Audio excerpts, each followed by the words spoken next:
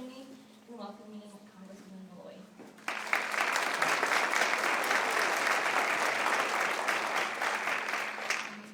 And Congressman, I will give you the floor for some opening remarks. Okay, is this mic on? So first of all, I have a little bit of laryngitis. My voice has been coming in and out for about 10 days. So bear with me. I'm not going to be able to talk very loud tonight. Thank you all for being here. I really appreciate everyone showing up and participating. Whoever's in charge might want to turn this mic down just a hair. But, we're both in Congress, and we've gotten a lot of advice not to hold town halls because they're getting rowdy. We both chose to be here because, one, I think it's my job to stand up here and talk to you, but also I think we can do this. I think in Utah we can have tough conversations. And I appreciate all of you showing enough faith in that to be here tonight. I hope we can set a high standard for the rest of the country of how we can talk about really hard issues. So I'm not going to do more of an introduction than that. I'll let Mike have his time so we can get to questions. But just thank you for being here.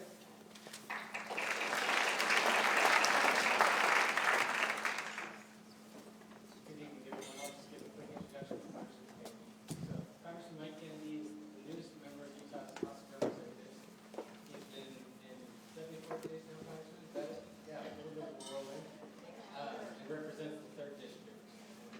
So, as you all know, a very large district, similar to Congressman Maloy's district, and somewhere where we're trying to get as quick as we can. Thank you. Congressman Kennedy, he currently serves on the Natural Resources Committee, Transportation and Infrastructure Committee, and Science, Space, and Technology Committees in the House. He is the only family doctor in Congress. The other doctors are all specialists. And he held a successful practice for 25 years before being elected. He was practicing medicine as recently as December of this last year, so all the way up until the time that he had to give up his practice to serve in Congress. It's one of the many ethical roles they have, and so he really is dedicated to serving everyone, and he is complemented by his wife, Katrina, and his 8 children and 9 grandchildren. Thank you. Thanks, Steve. Really great to be here. Can you hear me okay in the back? Does the microphone work all right? And I've spent my life, my adult life, and frankly my young life, when I was a child, working on complicated things, trying to figure out how the world works. And I'll just speak honestly, I'm grateful that you're here. I'm grateful to be with Celeste. And by the way, we're just Mike and Celeste, I think, you should call her the mighty Congresswoman if you want to, but you can just call me Mike. But frankly, I'd rather just sit across the dinner table with each one of you individually and just talk about these complicated issues. Because with my patients, my job, and for my overall circumstance, my job is to try to figure out where we can all move forward together in the most beneficial way for everybody, recognizing not everybody's going to get everything that they want, but because we both represent about 800,000 people, it makes it really difficult to take a walk on a mountain trail and talk about things for an hour. That makes it difficult to sit down and have dinner with you and talk about the things. So this is a format. I hope it's a useful format, as Celeste talks about. I think we can do this in a useful fashion without disruptions. We want to hear from you. We also want you to have an opportunity to hear from us. If there's going to be disagreement, I appreciate my police officer friends for being here to make sure we're all civil and kind of work together.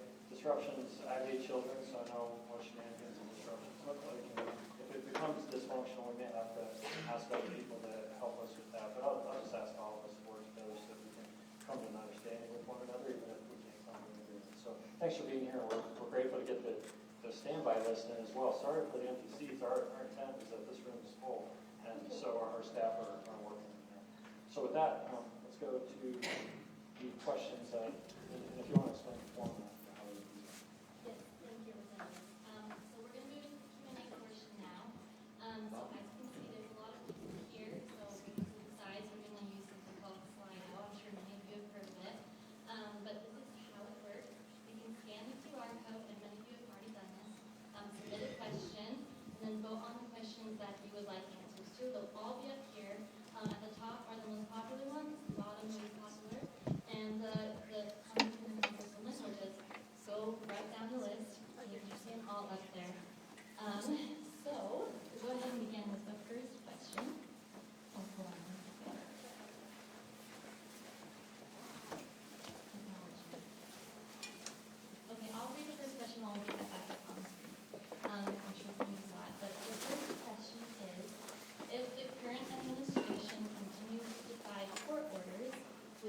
to call for articles of impeachment to protect our republic's checks and balances. I'll go first on this one. We'll just take turns answering questions first and second. I mean, the premise of the question is if this administration continues to defy court orders, but I get asked all the time, you know, this administration's moving fast. The executive shouldn't be as powerful. What is Congress doing to check the administration? And the first thing I want to say is welcome to the party. I ran my first race on the three branches are out of balance. The executive is too powerful. So, but watch the process play out a little bit. It was 2 months ago today that we inaugurated a new president, and the courts are acting on issues, and Congress is acting. We have institutions that check each other. Doesn't always happen overnight, but it does happen. It's served us well for almost 250 years. So my response to everybody, by the way, raise your hand if this is your top question. I do want the audience to feel like you're participating. Okay, it's the top question I get asked everywhere I go. So I don't think we need to impeach the president. I just think we need to watch the process play out, watch the three branches. Do your job!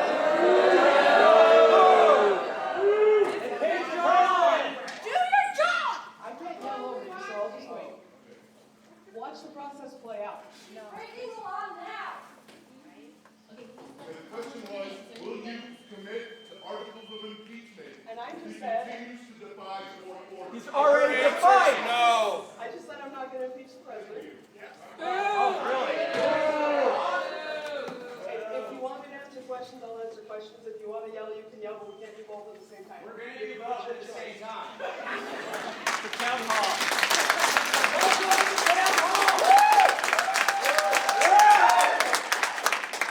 People are extremely angry. I recognize that, and those feelings are real. Look, things are changing right now. Then do your job. This is literally your I will job. wait. Defend the Constitution. That's why that's what I'm telling you. This is not an issue. It's an issue. You are lock, stock, and barrel with him. It's fine. I got it. Okay. I'm here and I'm answering questions. No, you're not. You're not. You're deflecting.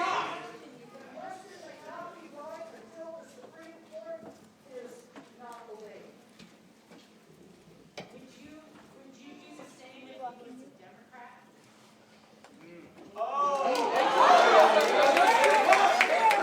I didn't impeach a Democrat president either. You weren't there. So, we have a process here. I will answer the questions on the board. If you keep yelling, I'm not going to answer yelled out questions because we have a process. No, I'm not going to try to impeach the president. Yes, I think Congress has a responsibility to check the executive branch, and we will when they're out of line. But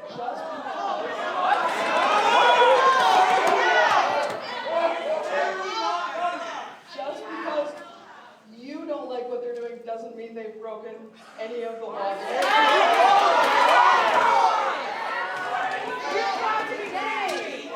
But the process. Can we have law enforcement come up and actually, if there's somebody that's not like that, we can actually have a conversation.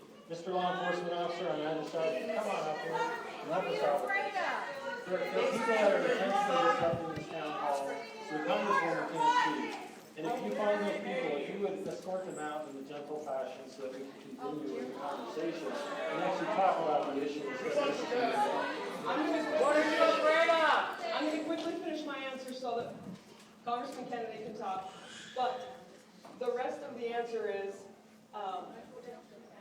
if they defy court orders, whenever the Trump administration's been pinned down and said, will you defy court orders, they've said no. If they defy court orders, we're in a different world, and that's a separate question, and we'll talk about it in a minute. Okay, thank you for your comments. Actually, we're here to listen to the person whose question was submitted, and that gentleman over there, Mr. Police Officer, seems to have a problem with Albert, so if you just pay attention.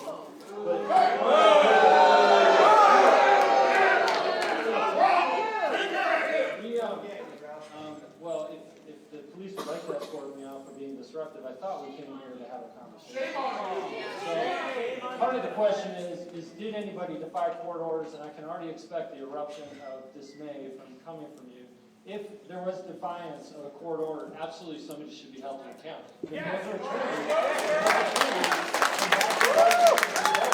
We know that this is how that works. However, how do we determine that in a non-banana republic fashion? We actually go through the process to do an investigation. You believe court orders were defied.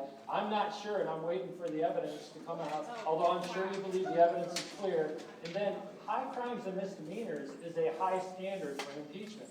Apparently, impeachment is anytime we disagree with anybody. And that can go I don't agree. Standing by our founders who set up high, the bar was set high for a purpose. Impeachable offenses are an important thing for us to be considerate of, and we don't go impeaching everybody for every disagreement that we might have. So thank you. I'm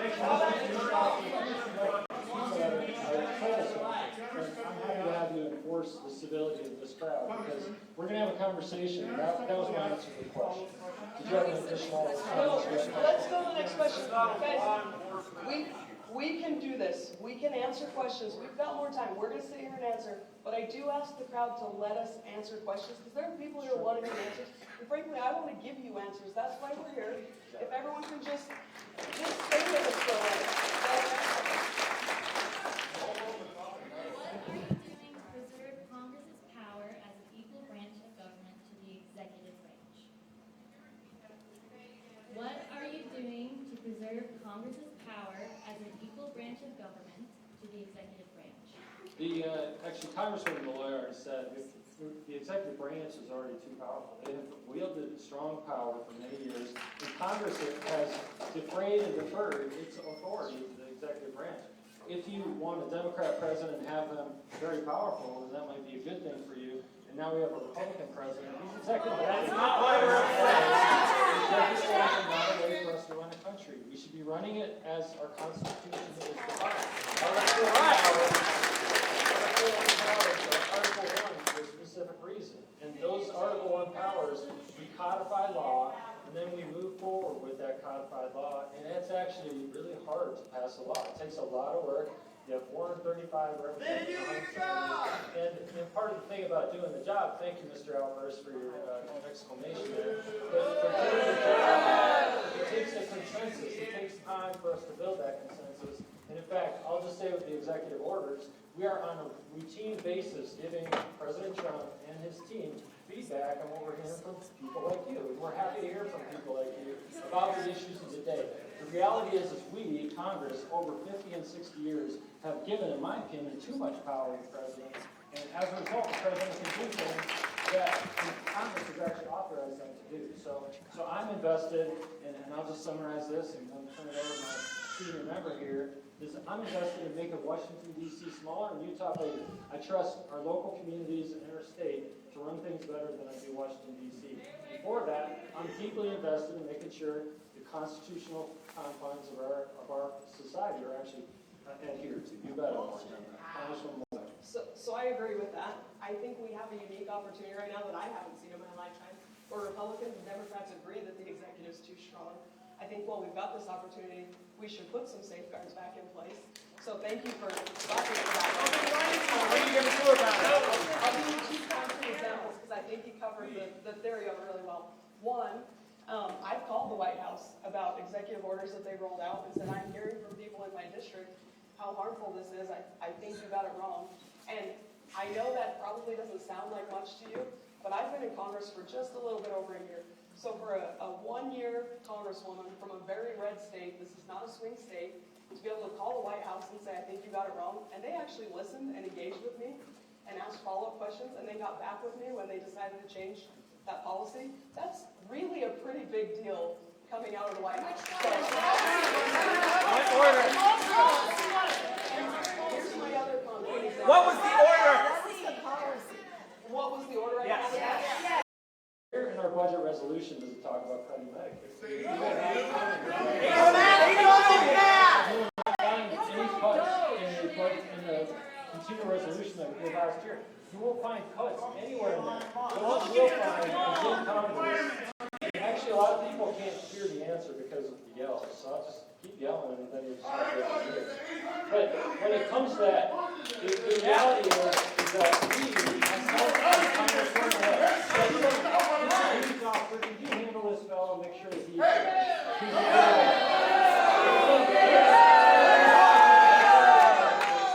I'm trying to answer the question, but when it comes to Medicaid,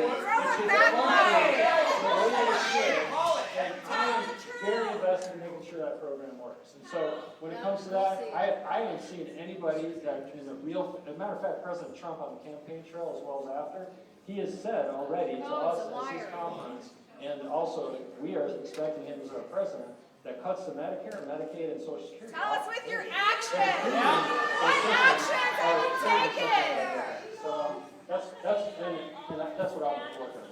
Okay, so I'm going to try to answer this one too. I can't answer the question if other people are talking over me though. So, Social Security, you can't even touch with reconciliation. So the one bill we're working on right now, people keep talking about the $880 billion in cuts in energy and commerce, that's reconciliation. In the rules of reconciliation, you cannot touch Social Security. So that's just all they are. Medicare.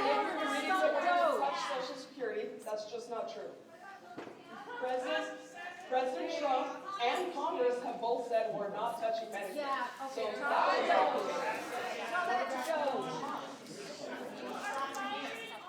So that means $880 billion in cuts that the Energy and Commerce Committee has to find. That's where everyone assumes that Medicaid's going to get cut. That bill isn't even written yet. So if somebody's telling you confidently that they know it's going to happen to Medicaid, they're trying to wind you up on something. No one in Congress that I've talked to has talked seriously about any cuts to Medicaid. In fact, there are a lot of doctors in Congress who are really fighting against any cuts to Medicaid. Absolutely. Yeah, we saw that. So there is no resolution. The budget resolution tells you. I'm breaking my own rule here by responding to you, and I'm going to regret it. But the Energy and Commerce Committee is told to go find $880 billion in cuts. It doesn't say what they are. Give them a minute. Oh my God! Energy and Commerce touches a lot of areas of policy. And the fascinating thing for us, and I'll just say, this is where it all, and I appreciate the sentiment, and I share the sentiment, is that we want to make sure these programs work for our most vulnerable. And whether, I hope you agree that these programs actually work, but you know what comes next with this, the reconciliation process, is we have to get enough votes out of Congress, that's on the House and the Senate side, and we need 60+ votes in the Senate for us to, 51 for that, okay, thank you for that reminder. But the reality is there's still, as Speaker Johnson has said about this process, is the ball's been kicked off in the football games. There's still so much to be done. And if somebody is telling you that we are actually cutting, they're fear-mongering, because we're looking at all options, which any thoughtful person should. But I'm already telling you sincerely that I'm invested in doing my best to make sure that none of these programs are damaged to these most vulnerable people ever seen. Tax the rich. So let me ask you this. Tax the rich. Raise your hand if you're concerned about the deficit. Tax the rich. Tax the rich. Raise your hand. Tax the rich. Okay, raise your hand if you want to tax the rich.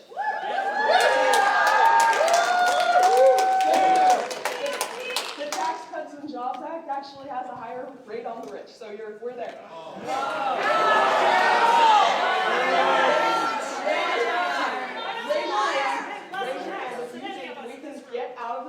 Without cutting any government programs. Tax the Okay, rich. so we have some really tough choices to make. That's the reality. We have to make tough choices. And as my colleague said, we have to make tough choices that result in bills that can actually pass. You choose your pockets over people. Selling public lands. Look, I have a lot of sympathy for the issues that you're here talking about. That we are not going to get out of the, fine, I have empathy too. We are not going to get out of the situation we're in financially without all of us feeling some pain. And I know people are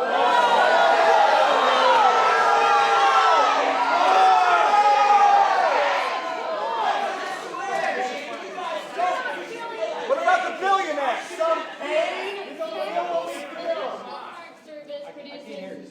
The National Park Service produces more revenue than than it costs to run. With 5 national parks in Utah and the money from tourism, why not speak out against these cuts?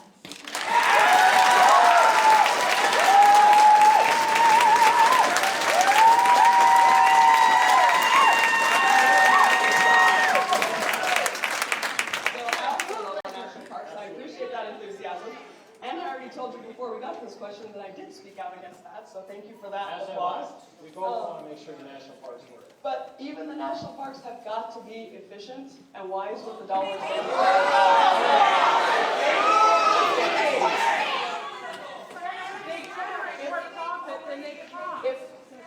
If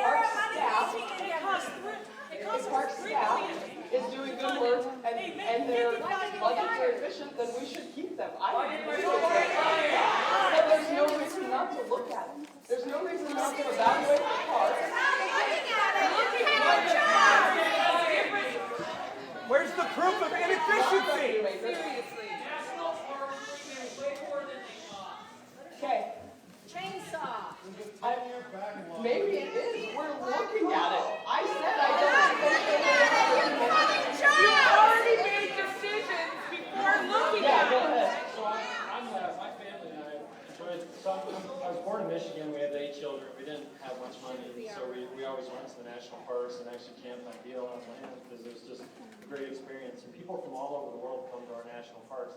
In fact, I, along with Congresswoman, have fed information back. In my case, I don't call the White House because I'm just a freshman, but I call my speaker and I call my majority leader and we talk about these things. Because in the state of Utah, the reality is that in the state of Utah, everybody that comes to our national parks needs to have a top-notch experience. We're here doing something, you do something They're all going to go extra. home and complain to their family and friends and never come back. So that's a terrible thing for Utah, it's a terrible thing for them and our country.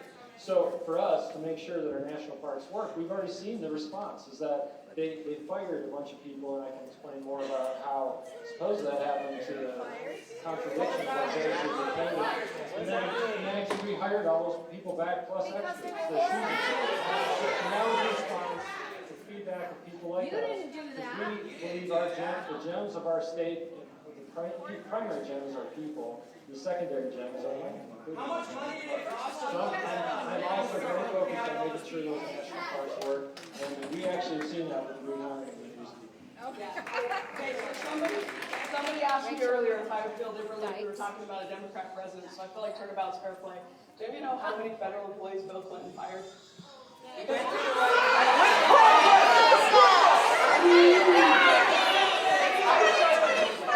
started my career as a federal employee, and I started very shortly after the Clinton era, and I can tell you the upset in the federal workforce was still very much there when I started. Not new. Deflection! Answer the question! If you want to be angry about firing federal employees, you can be angry about firing federal employees. I'm not telling you. We have had to go through this before. We didn't balance the budget. Elon's never been in the building before! The federal workforce. We're going to have to make really hard decisions. Do it legally! Next question. What actions are our Congress people taking to address illegal initiatives in the government specific to doge?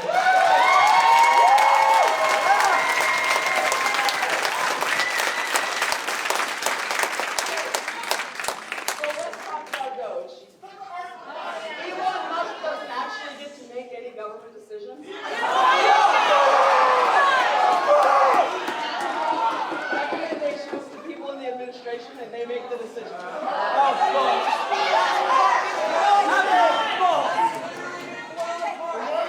That is how it works. So I don't get to fire people in the executive branch. I mean, we've just been talking about this.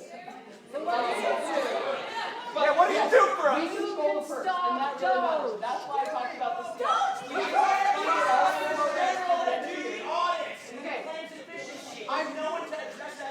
I'm a very patient person. I keep my cool really well, but I'm just going to make one more plea. If you treat us the same way for showing up as you treat people who don't show up, you're creating a disincentive. If we can do this, if we can I will keep showing up. And I am answering the questions that are here. So what are we doing to make sure Doge doesn't do anything illegal? We're holding on to the first three. No, you're not.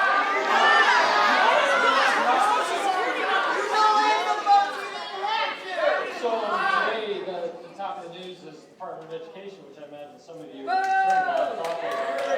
And when it comes to that, as a state legislator for 10 years, the education responsibility is moms and dads and local school teachers and local school boards. And the idea that we in Washington, D.C.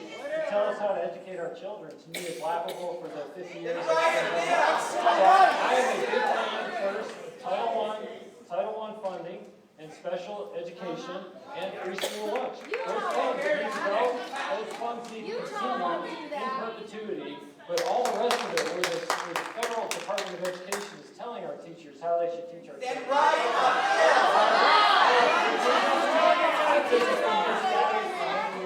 So when it comes to that, I want that money that would be spent on the federal Department of Education. I want it spent right here in the state of Utah. I want our teachers to get a salary increase, and I want parents and colleges to get it's an unnecessary approach. And I'm all for seeing those redundant programs go away so that we can do two things. One is state sovereignty and individual sovereignty, where we can actually direct things like education to make sure that we're moving in the right direction there. And number two, we can actually improve our deficit. So that's my response to the question. Thank you very much. Do you have more on that before we go to the next question? All right, let's go to the next question.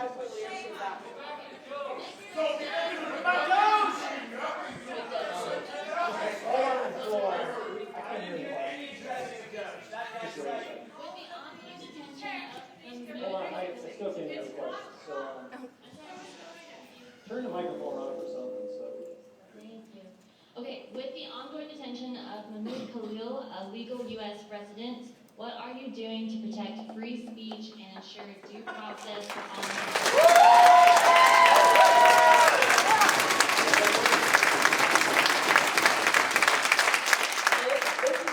I was actually at dinner on Saturday night in Salt Lake City, and somebody stopped me and asked this question. They said, do you believe in free speech? And I absolutely do. And this isn't really, like, the lawyer in me kind of loves this question because we have two free speech issues operating in tension. I've talked with students, Jewish students at Columbia, who are afraid to walk across campus because of who they are. That is also a free speech issue. So on this one, I am going to wait and watch the courts play this out because we have two free speech issues operating in tension right now. And this is who we are. There's no charges against it. Everything's held. We haven't seen an immigration judge. What about that? What about due process? You have due process. Due process is the court playing it out, sir. They said there was. What are you doing about him not addressing the courts? I just want to note for everyone in the room that I would never talk to any of you the way you're yelling at me right now. And I'm not in charge of you. I'm not in charge of you. I'm not in charge of you. Not the dynamic you think it is. This young man is out of control. Free speech. Free speech. Free speech. Free speech. I just want to say, when we have students who are afraid to participate in campus life, we have to make sure we're protecting them.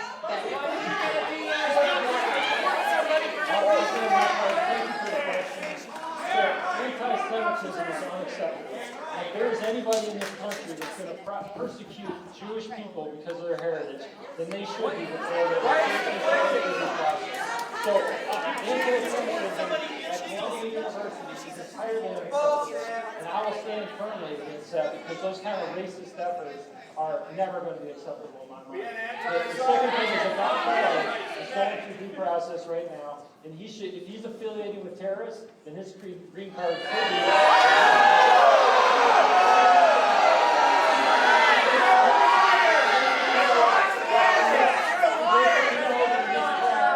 You are actually supporting this bill. That's that's nice to know. He's going to go through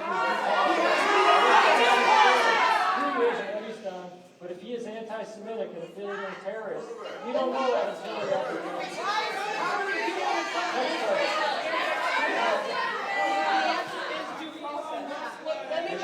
We're supportive. Meanwhile, Elon does Nazi salutes. Would you feel differently if it were women who were afraid to walk across campus?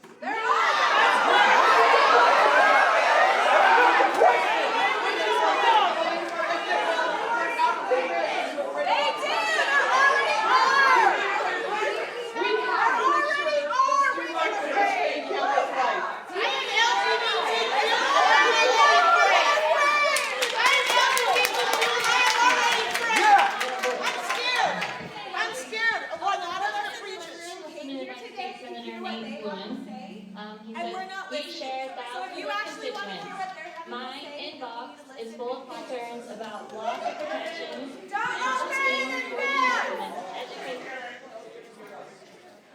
am reading a question. Thank you. We share thousands of constituents. This is from State Senator Nate Lewin. He's not even from Utah. So my inbox is full of concerns about loss of protections and funding for the environment, education, etc. What are you doing? Waste, fraud, and abuse is why we look for that, because that money, if it's being put away in unacceptable programs, like $25 million that went to Sesame Street in Iraq, is I just say, bring that money back, and let's focus on it.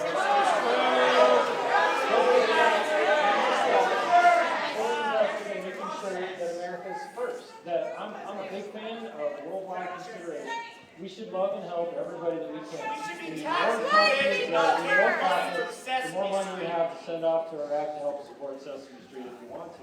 But the reality is that we need to make sure that our own house is in order. And right now, the reason why we're $37 trillion in debt is that we've not been responsible for how we use our money. And as a result, we're spending money off in foreign lands on things that may or may not be meritorious. And in this case, our grandchildren will pay this back with economic disaster. And I'm very invested in the future. I'm looking 50 and 100 years in the future and trying to make sure that today our house is in order so we can make sure that our grandchildren and great-grandchildren are good spot. So nonsense spending, I'm trying to draw that back in. If it's meritorious, and I'll just say my voice is a little hoarse as well, and I've spent all day listening to people that were talking to me about these various issues. I'm grateful to hear from you as well. But one of these people is a doctor who is aware of how this money is being spent in Africa to help reduce tuberculosis spread. And most of you probably know that tuberculosis not only is a drug-resistant organism, but in addition to that, if people don't take their medicine, they continue to spread the disease. So this doctor and I were talking about that program. I asked him which one it was with USAID, which has been significantly cut. And I want to make sure that those programs that are meritorious are held in front of Congress, and I will advocate for them so that we can make sure that these programs that are soft-powered are useful for us and also great help to people whose lives depend on it. HIV programs, where people are not getting access to their antiretrovirals. If they're off those for 3 or 4 weeks, they go into AIDS and within 9 to 12 months they're dead. And not only that, so these are things that I'm hearing as of today, and I want to make sure that those programs function. I believe that when it comes to HIV prevention, so most of you know, if you take your antiretrovirals and you have a woman has pregnancy and she has the baby, that baby won't have HIV. But if she doesn't take the medicine, then the baby, without any more effort than just being born, it has HIV and it translates into a dead child. So are you saying we need So that USAID? program needs to be preserved. I asked this doctor, which program is it, what's the name of it, and how do we make sure that I as your servant and advocate, can go to those that are making sure that money continues to go forward. So I believe there are meritorious programs and things like USAID, and I want to make sure that the nonsense goes away. So that's how I approach it.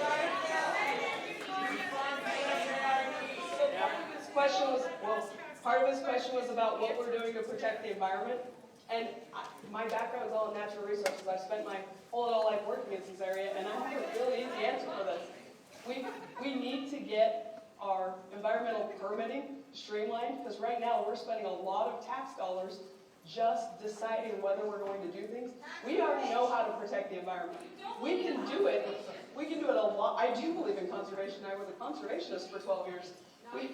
We can, well, that's not my job title anymore, now I'm a congresswoman. We can make good environmental decisions a lot faster and with a lot less expense than what we're making them right now. We have these government inefficiencies that aren't getting us better outcomes. They're just costing us money. And if we can get rid of the inefficiencies, we can spend more of those dollars on environmental topics. We need clean air and water. Next question. By the way, tell Nate Bruin I said hi. I go next to him on the airplane, and we just visited about 1 hour. And actually, tell him he doesn't need to ask a question. He's got my phone number. Will do. Okay, I'm going to read the next question. So what Doge has done has made our public lands severely understaffed for the upcoming tourist season. Why have you not done more to protect Utah's public land? So I feel like this question has been asked and answered twice, but it's a good one for me, so I'm going to keep answering it. When they laid off the probationary employees, I called the White House and said, I think that was probably the wrong way to do it. And we had a very productive conversation, and they rolled back that order, and they didn't fire everybody. You're welcome. Next question.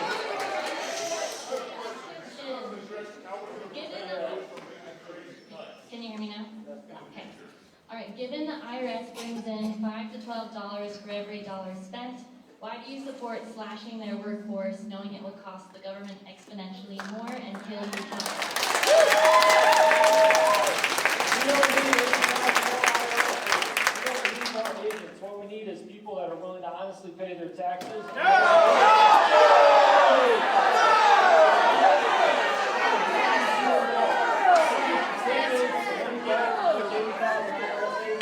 And I want to see them go, and if you want to pay your taxes, go ahead and pay your taxes.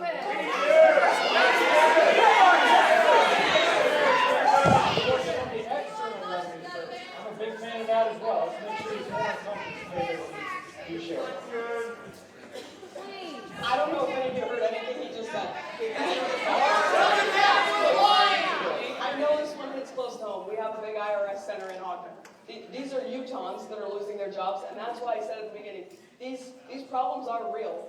If we are going to get government spending under control, there are going to be real families. Then right up There are going to be real revenue streams that dry up, and somebody at the other end of that revenue stream is going to lose something. Raise revenue! You don't have to cut if you raise revenue! We cannot tax our way out of 37. Oh yeah you can! Oh yeah you can! You cut your way into it! We're going to have to have Next question. We're running out of time. Okay, we have a quick announcement. We are going to go ahead and dismiss the scouts. So if they want to make their way out.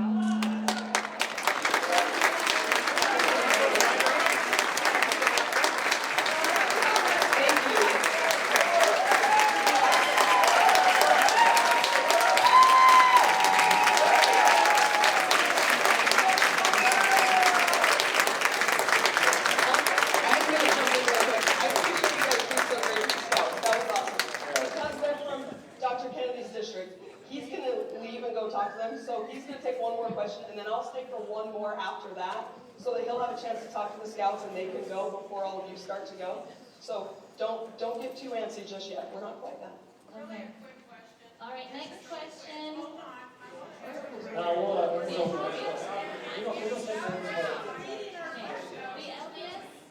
The LDS Church, of which you are devout members, prides itself on charity. Given this, why do you find 2 million deaths as a result of cutting U.S. aid acceptable?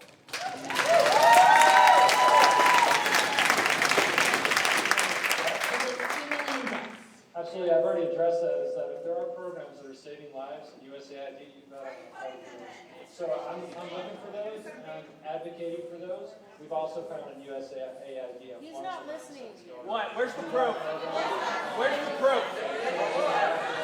As well as the Sesame Street program, which I think Sesame Street is great, but it should be paid for. Just like that. But if we come to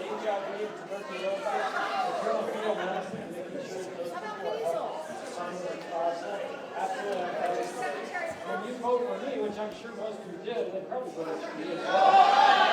And you voted for me, you're sending a doctor who's got passion in his heart and a desire to make sure and that these programs are also somebody who can actually talk to my legislative colleagues and make sure that they understand the importance of these programs.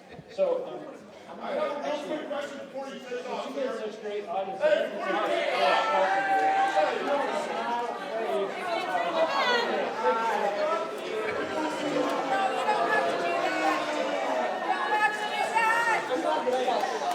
Hey, I'm just really grateful to have you here, and I'm going to go teach citizenship and community scouts, and I hope we can continue these conversations.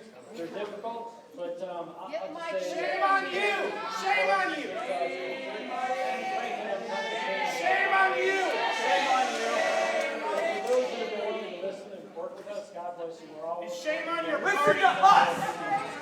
Work with us!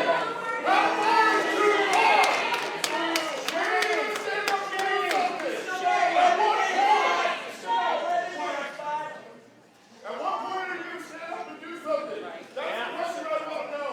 Well, I'm going to stand up right now. And I'm going to take a last question. Okay. Last question. All right, our last question When are you going to do something? At what point are you going to stand up? I want to hold you people accountable. Since when is it okay to deport people without due process? As members of Congress, where is the oversight and outrage to this constitutional order?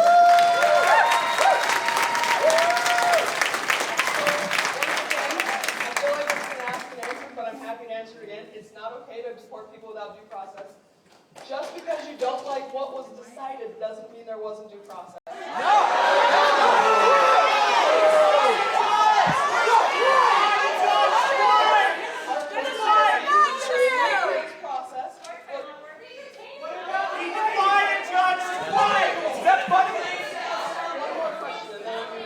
One more question, so that will be pretty fast. Excuse me, is there anything Trump has done during his second term that you disagree with? If so, what would it take for you to publicly oppose him?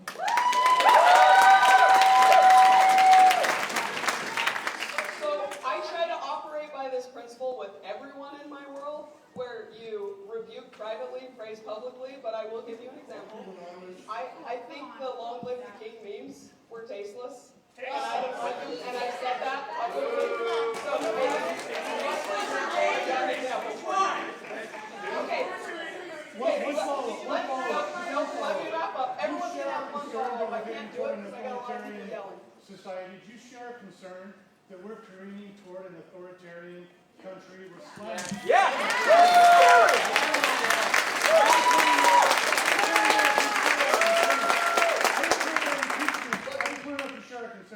I've stood up here and answered questions for an hour. I'm going to make an exception and answer this one. But I asked everyone to submit questions and not to yell. And I'm very I am going to answer the question. This is a hot crowd. Yeah, we're pissed. Yes, I am concerned that if we don't get the executive branch under control, we drift towards authoritarianism. This is going to come from my record when I was running before. When Biden was the president, I had the same concern. I'm on the record. What are you doing now? What are you doing about it now? I answered Please the don't question. make it about Democrat, Republican. You're welcome. Please don't. Before you all go, look, I knew not everyone was going to come here and agree with everything I said tonight, and I knew you weren't going to like all my questions. I just want to end one more time with, I do appreciate you coming and participating. I remember when I felt like I had no way of telling anyone in Congress how I felt about the things they were doing, and I was furious. And there was no outlet for that, because I didn't know where to go to get questions answered. So I hope, even if you hated everything I said tonight, even if you hate me, and you hope I get hit by a bus tonight, I hope you at least appreciate that there is a place you can come and express your feelings. We talked a lot about the First Amendment. It is a right of way. Our country is functioning. We do have institutions that protect us, and they are functioning. Thank you for being here. I'm out of time. I'm going to leave. Tell But Mike I to leave really and grow a appreciate spine. all of you are willing to be here, even if you're angry, and even if you knew you